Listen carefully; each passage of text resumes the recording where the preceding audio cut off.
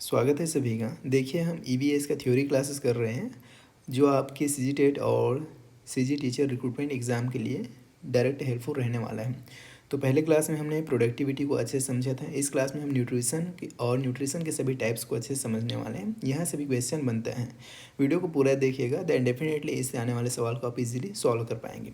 ये क्लासेस आपके CG TET के एग्ज़ाम के लिए और साथ ही साथ सीजी टीचर जो वैकेंसी आने वाला है, जो सीजी टीचर का एग्ज़ाम होने वाला है, उसके लिए काफ़ी हेल्पफुल रहने वाला है। तो वीडियो को पूरा देखिएगा लास्ट तक। और ऐसे ही हम सभी टॉपिक्स को कवर करेंगे ईवीएस का, साथ ही साथ सभी सब्जेक्ट का करने का प्रयास करेंगे अच्छे से। तो उसके लिए आप लोग तैयार रहिएगा। चलिए शुरू करते हैं। न्यूट्रिशन को समझते हैं। न्यूट्रिशन का मतलब पोषण होता है, आप सभी को पता है। ये मेनली 3 प्रकार का होता है। एक होता है ऑटोट्रॉफिक न्यूट्रिशन, जिसे बोलते हैं स्वपोषी पोषण। दूसरा होता है हेटरोट्रॉफिक न्यूट्रिशन, परपोषी पोषण। और तीसरा होता है मिक्सोट्रॉफिक न्यूट्रिशन, मिश्रित पोषण। तो इसमें से ऑटोट्रॉफिक न्यूट्रिशन, स्वपोषी पोषण को तो आप सभी लोग जानते हैं। ये मेनली कौन करते हैं? इसमें आते हैं आपके ग्रीन प्लांट्स। कौन आते हैं? ग्रीन प्लांट्स, हरे पौधे। कैसे करते हैं अपने पोषण? तो एक केमिकल रिएक्शन होता है इसके पत्तियों में क्या पाया जाता है? क्लोरोफिल, जिसकी उपस्थिति में क्या होता है? फोटोसिंथेसिस होता है। क्या होता है? फोटोसिंथेसिस, जिससे ये लोग अपना पोषण प्राप्त करते हैं। उसके बाद अगर हम बात करें हेटरोट्रॉफिक न्यूट्रिशन का, परपोषी पोषण का, तो ये क्या होता है? इसे आप लोग याद रखेंगे, dependent on others for their food material. कहने का मतलब क्या है? Dependent on others for their food material.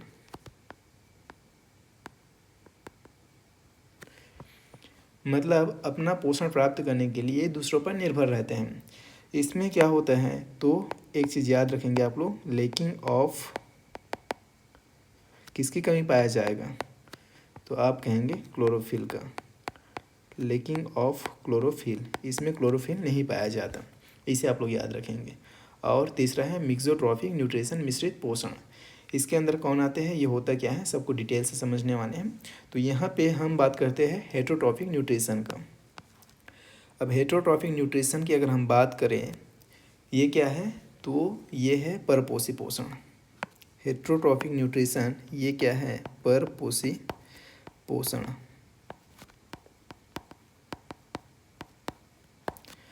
अब इसके कुछ टाइप्स है जिसे आप लोग याद रखेंगे। टाइप्स कौन कौन सा है? तो आप कहेंगे यहाँ पे एक है इसका होलोजॉइक। होलोजॉइक क्या होता है? तो आप लोग इसे याद रखेंगे, मुखभक्षी। मुखभक्षी होलोजॉइक न्यूट्रिशन। फिर पैरासाइटिक। पैरासाइटिक क्या होता है? तो परजीवी, परजीवी पोषण। उसके बाद आता है सिम्बायोटिक। अब ये सिम्बायोटिक क्या है? इसे आप लोग अच्छी तरह से जान रहे हैं, सहजीवी पोषण।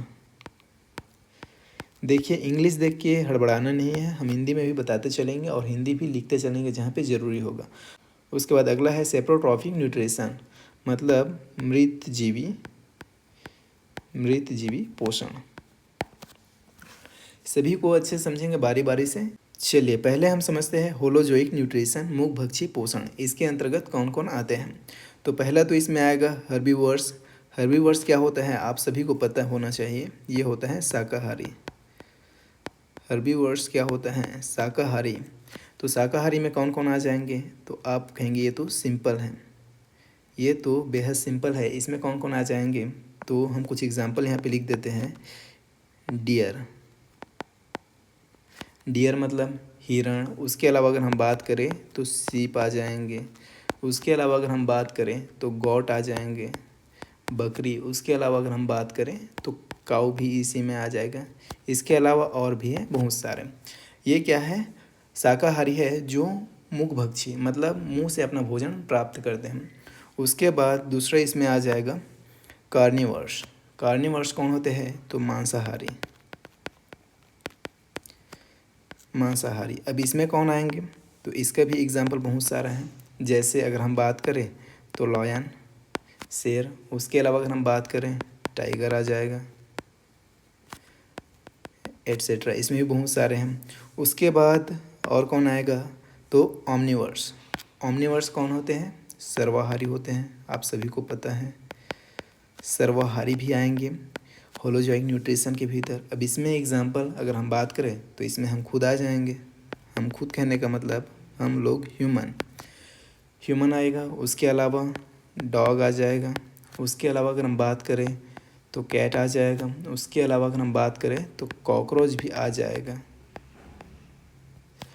और ऐसे और बहुत सारे हैं इसमें।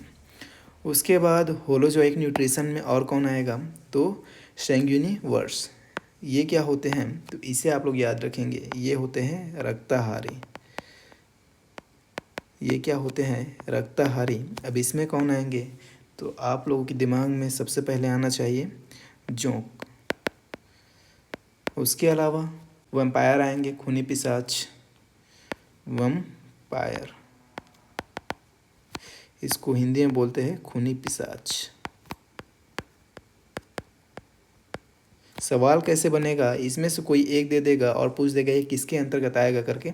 जैसे अगर ह्यूमन को दे दिया हर्बीवर्स, कार्निवर्स, ऑमनीवर्स, सैंग्यूनिवर्स, या फिर वैम्पायर को दे दिया और पूछ दिया कि कार्निवर्स, हर्बीवर्स या सैंग्यूनिवर्स, ऑमनीवर्स, तो आपको बताना पड़ेगा कि ये किस में आएगा। या फिर क्वेश्चन ऐसा पूछा जा सकता है जिसमें आपको होलोजाइक या फिर पैरासाइटिक या फिर सिम्बायोटिक ऐसे करके भी पूछा जा सकता है। तो इसे आप लोग ध्यान में रखिएगा, याद रखिएगा, देन डेफिनेटली आप इसे आसानी से बना लेंगे। उसके बाद अगला है फ्रूजीवर्स। अब इसमें कौन आएंगे, तो ये होते हैं फलाहारी। फलाहारी, फल का आहार करने वाले। अब इसमें कौन आएंगे, तो सबसे बेहतरीन एग्जाम्पल है मंकी, और भी है बहुत सारे। उसके बाद कोप्रोफेगस। क्या है कोप्रोफेगस, ये क्या होते हैं, मलाहारी। ये होते हैं मलाहारी। इसमें कौन आएंगे, तो इसे आप लोग याद रखेंगे, इसमें आएंगे रैबिट। रैबिट। उसके बाद एक और है डेट्रिटिवर्स। ये क्या है, तो ये है सर्वभक्षी। ये क्या है, तो आप कहेंगे ये है सर्वभक्षी। अब सर्वभक्षी में कौन आएंगे, सर्वभक्षी में टर्माइट आता है।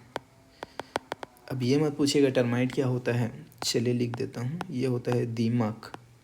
इसको दीपक मत पढ़ लेना, या दीमक है। और इसी में ये आ जाएगा अर्थवॉर्म। अर्थवॉर्म क्या होता है, अर्थवर्क नहीं यार, अर्थवॉर्म। ये क्या होता है, तो आप सभी को पता है, ये होता है केंचुआ। केंचुआ। तो ये सभी क्या है, तो आप लोग याद रखेंगे, ये सभी होलोजोइक न्यूट्रिशन करने वाले हैं, मुखभक्षी पोषण प्राप्त करने वाले हैं, जो कि आपको क्लियरली पता होना चाहिए। उसके बाद हम अगला देखते हैं पैरासाइटिक न्यूट्रिशन। पैरासाइटिक न्यूट्रिशन क्या है, तो परजीवी पोषण। अब परजीवी पोषण कैसे होता है, कौन आएंगे, इसको बताने का वैसे तो ज़रूरत नहीं है, आप सभी लोग जान ही रहे हैं, फिर भी देखें। पैरासाइटिक न्यूट्रिशन प्राप्त करने वाले दो होते हैं, एक होते हैं एंडोपैरासाइटिक और एक होते हैं एक्टोपैरासाइट। एंडोपैरासाइट क्या होते हैं, तो ये होते हैं अंतः परजीवी। एंडोपैरासाइट ये होते हैं अंतः परजीवी, लिख देता हूँ। और एक्टोपैरासाइट ये होते हैं बाह्य परजीवी।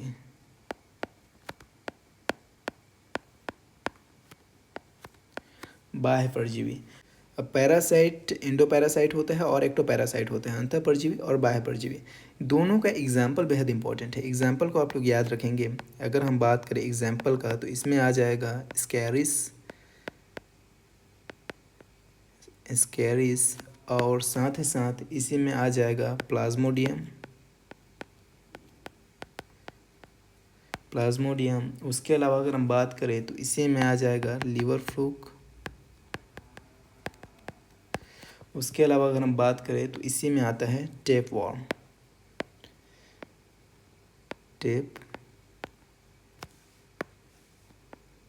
टेपवॉर्म। ये एग्जाम्पल्स आपको क्लियर होना चाहिए।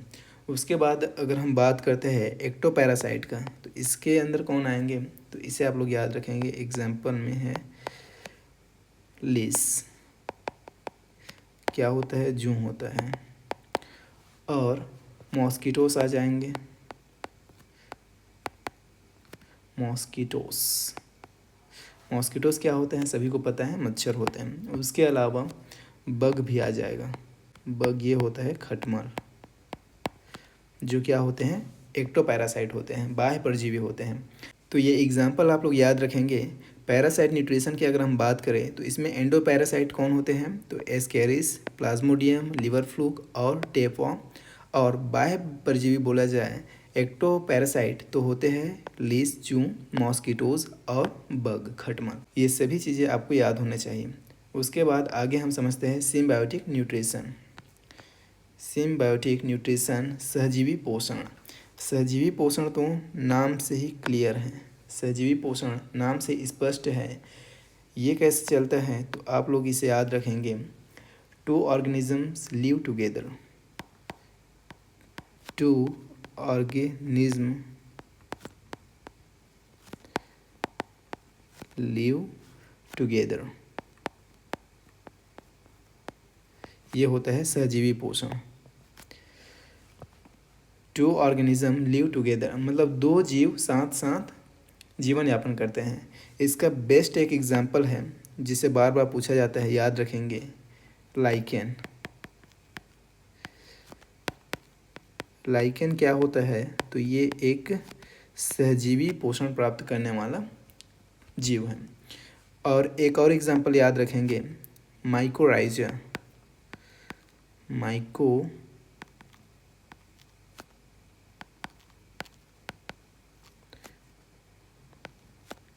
हिंदी में भी लिख देता हूँ,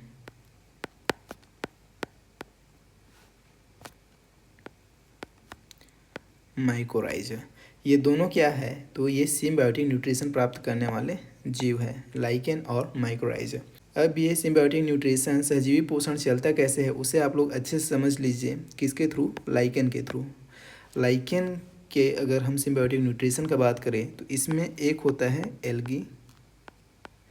एल्गी क्या होता है, ये होता है शैवाल। एक होता है एल्गी और इसमें दूसरा जीव क्या होता है तो दूसरा जीव होता है फंजाई। फंजाई क्या होता है, ये होता है कवक। अब ये दोनों साथ में न्यूट्रिशन कैसे प्राप्त करते हैं या सहजीवी पोषण कैसे प्राप्त करते हैं, सहजीवी पोषण होता कैसे इसमें, उसको समझिए। देखिए एल्गी क्या करता है, एल्गी भोजन प्रदान करता है किसको, कवक को। ये इसको भोजन देता है और कवक क्या करता है तो कवक शैवाल को क्या देता है, आवास देता है। आवास मतलब इसके रहने का ठिकाना और भोजन मतलब इसके खाने पीने की व्यवस्था। तो इस तरह से इनका सहजीवी पोषण सिम्बायोटिक न्यूट्रिशन चलता है। क्लियर है, आई होप अच्छे से आप इस चीज़ को समझ गए होंगे। अगर आप इन चीज़ों को अच्छे से समझ गए तो एक मोस्ट इम्पॉर्टेंट थिंग जो आप लोग याद रखेंगे वो क्या है, lichens are the indicator of air pollution SO2 gas. ये सवाल बार बार एग्ज़ाम्स में पूछा जाता है कि वायु प्रदूषण का इंडिकेटर कौन है, तो आप लोग याद रखेंगे lichen. Lichens are the indicator of air pollution SO2 gas pollution.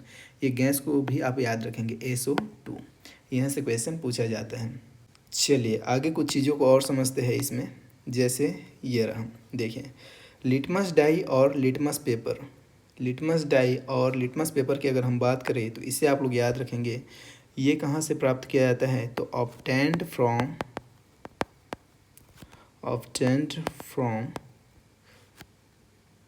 Lichens. किससे प्राप्त किया जाता है तो याद रखेंगे, लिटमस डाई और लिटमस पेपर लाइकेन से प्राप्त किया जाता है। ये भी एक इम्पॉर्टेंट सवाल है। अब आगे अगर हम लाइकेन को समझें तो लाइकेन 3 जगह पाया जाता है या 3 प्रकार से पाया जाता है। पहला तो होता है क्रस्टोज लाइकेन। पहला एक क्या है, क्रस्टोज लाइकेन। ये कहाँ पाया जाता है तो रॉक मतलब चट्टानों पर। उसके बाद दूसरा है फोलियोज लाइकेन। ये कहाँ होता है तो ये ब्रांचेस ऑफ ट्री। कहने का मतलब पेड़ की शाखाओं पर, पेड़ की शाखाओं पर। क्लियर है। उसके बाद एक है लेप्रोज लाइकेन। ये क्या है, ये कैसे मिलता है तो ये मिलता है पाउडर फॉर्म में।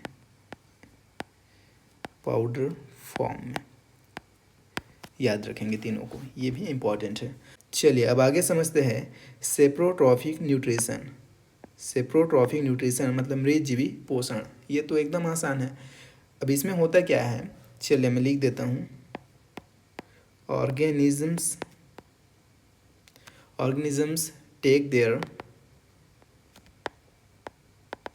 take their food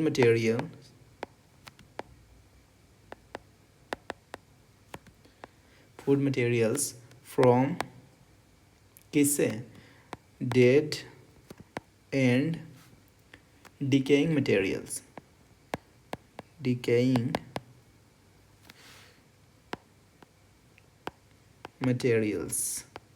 कहने का मतलब ऐसे जीव जो अपना पोषण किससे प्राप्त करते हैं, जो अपना पोषण मृत या सड़े गले पदार्थों से प्राप्त करते हैं, वो कहलाते हैं क्या, मृतजीवी पोषण, सेप्रोट्रॉफिक न्यूट्रिशन। अब इसके अंतर्गत कौन आएगा, तो इसके अंदर आने वाले एग्जाम्पल को आप लोग याद रखेंगे। अगर हम बात करें इसके एग्जाम्पल का, तो इसमें आ जाएगा बैक्टीरिया और फंजाई। बैक्टीरिया साथ ही साथ फंजाई, ये अपना पोषण कैसे प्राप्त करते हैं, तो मृत सड़े गले पदार्थों से प्राप्त करते हैं, डेड एंड डिकेइंग मटेरियल से प्राप्त करते हैं। इसे आप लोग याद रखेंगे। जो एग्जाम्पल लिख रहा हूँ, एग्जाम्पल ही सवाल में आते हैं और पूछा जाता है कि कौन सा न्यूट्रिशन इसमें पाया जाता है या इस न्यूट्रिशन के अंतर्गत कौन से जीव आएंगे। तो चीज़ों को आप क्लियरली याद रखेंगे, अच्छे से समझ जाएंगे। और ये class note as it is ऐसा लिखा हुआ मार्क किया हुआ आपको टेलीग्राम में मिल जाएगा। पहले आप इत्मीनान से क्लास को देखिए, समझिए अच्छे से, फिर टेलीग्राम से इस PDF को डाउनलोड करके अपना एक प्रॉपर नोट बनाते चलिए साथ ही साथ। देन डेफिनेटली आपका तैयारी 100% हो जाएगा। आगे आप समझते हैं, इसमें एक प्रकार और बचा है मिक्सोट्रॉपिक न्यूट्रिशन। अब ये मिक्सोट्रॉपिक न्यूट्रिशन मिश्रित पोषण होता क्या है, तो देखिए हमने आपको बताया है न्यूट्रिशन का दो प्रकार, एक ऑटोट्रॉफिक साथ ही साथ हेट्रोट्रॉफिक।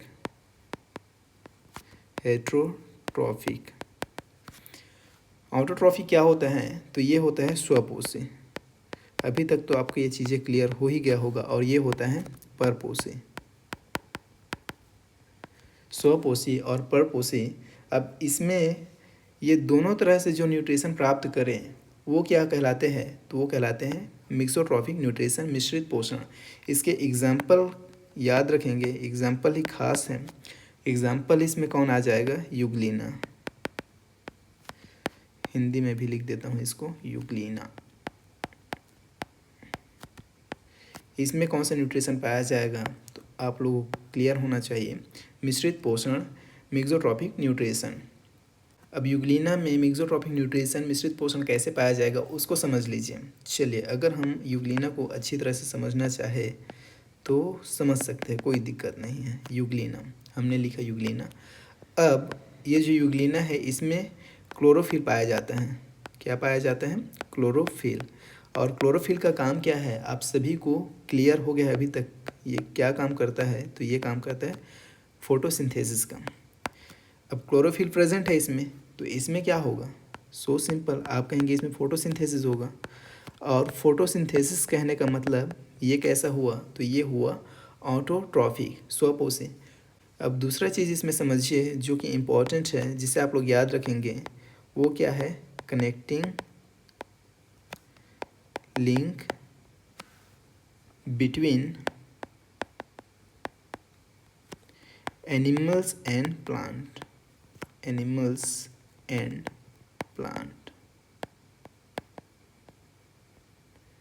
क्लियर हुआ। तो इस तरह से इसमें ऑटोट्रॉपिक और हेट्रोट्रॉपिक दोनों प्रकार के न्यूट्रिशन पाया जाता है। आई होप आप इसे अच्छे से समझ गए होंगे। अब एक चीज़ आगे और समझिए इसमें, वो क्या है, डीकम्पोजर्स। अब घटक, अब ये होते क्या है, तो इसका डेफिनेशन आप लोग याद रखेंगे। डेफिनेशन लिख देता हूँ पहले तो।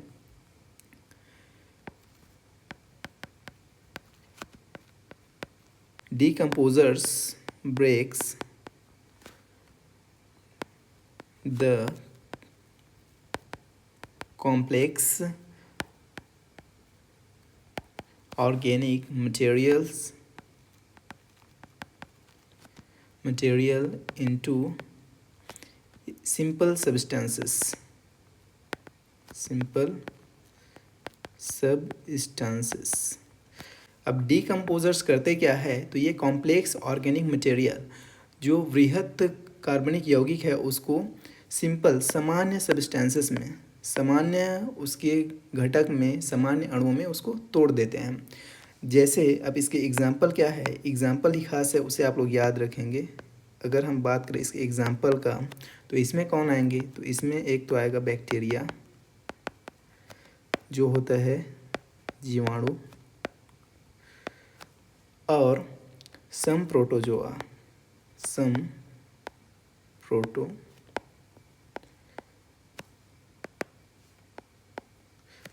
प्रोटोजोन्स, कुछ प्रोटोजोन भी इसमें आएंगे।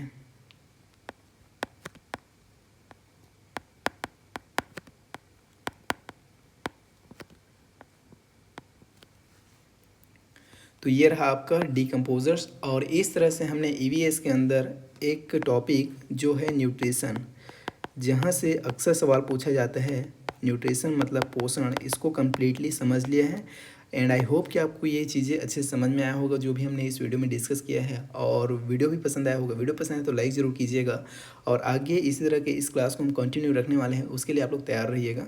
और जो भी सुझाव, जो भी डाउट हो, आप कमेंट में बेझिझक पूछ सकते हैं, बता सकते हैं। हम मिलते हैं आपसे नेक्स्ट वीडियो में। Till then take care, bye.